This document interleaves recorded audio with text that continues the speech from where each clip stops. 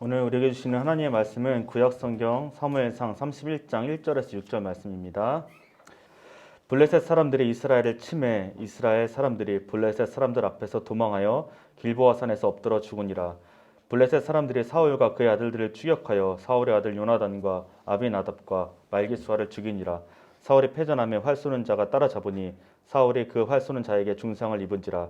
그가 무기를 든 자에게 이르되 내 칼을 빼어 그것으로 나를 찌르라. 할례 받지 않은 자들이 와서 나를 찌르고 모욕할까 두려워하노라 하나 무기를 든 자가 심히 두려워하여 감히 행하지 아니하는지라. 이에 사울이 자기의 칼을 뽑아서 그 위에 엎드려지매 무기를 든 자가 사울의 죽음을 보고 자기도 자기 칼 위에 엎드려져 그와 함께 죽으니라. 사울과 그의 세 아들과 무기를 든 자와 그의 모든 사람이 다 그날에 함께 죽었더라. 아멘.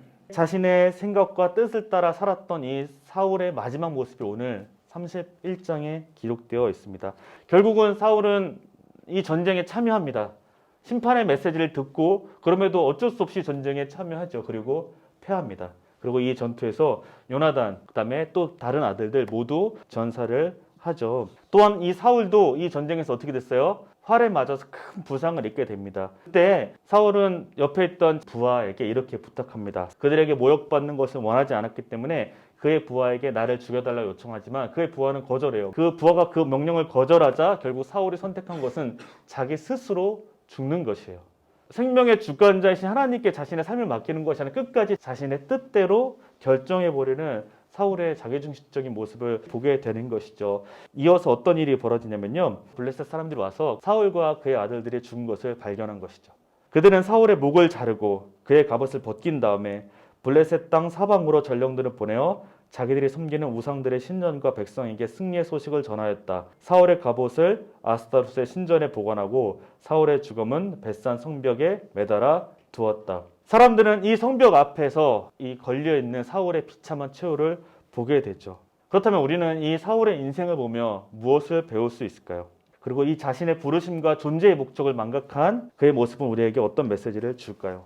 사울의 가장 큰 문제는 소소하게 무언가 하나님의 명령을 어겼는데 그 자체에만 있지는 않습니다. 그의 가장 큰 문제의 핵심은 바로 그의 마음의 중심이 잘못된 방향으로 가고 있다는 거예요.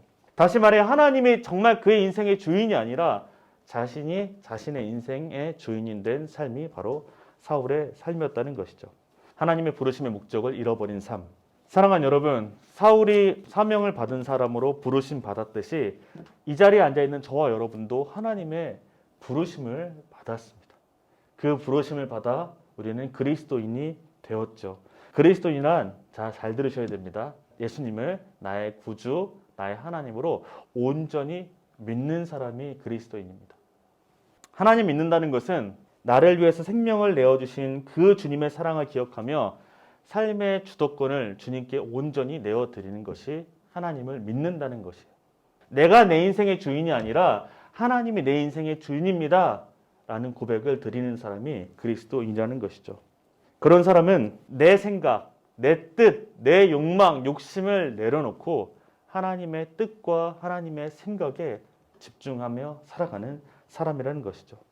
갈라디아서 6장 7절입니다. 스스로 속이지 말라. 하나님은 업신여김을 받지 아니하시나니 사람이 무엇으로 심든지 그대로 거두리라. 하나님이 날 부르셨으니까 내가 어떻게 하든 상관없이 하나님께서 내 삶을 이끌어 주실 거라고 우리가 스스로를 속이고 있는 것은 아닌가 생각해 보게 됩니다. 우리에게 베풀어 주신 그 놀라운 구원의 은총을 어린 시절부터 우리는 많이 듣고 자랐습니다.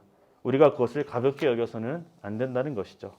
이스라엘 왕으로서 부름받은 사울에게 감당해야 될 그의 삶의 목적과 부르심이 있었듯이 그리스도인으로 부름받은 우리에게도 마땅히 우리가 살아내야 될 삶의 목적이 있다는 거예요.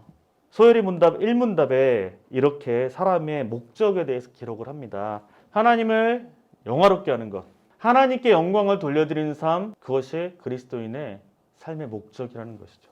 오직 하나님만을 영화롭게 하는 것이 우리의 삶의 목적이라는 것이며 우리의 삶의 방향이라는 것입니다. 오늘 사울의 실패는 결국은 이 부르심의 목적을 잃어버렸기 때문에 일어나는 것이죠. 나의 욕심, 영광, 성공이 아닌 하나님의 영광을 위해 살아가는 저 여러분이 되시기를 주님의 이름으로 축복합니다. 이 시간에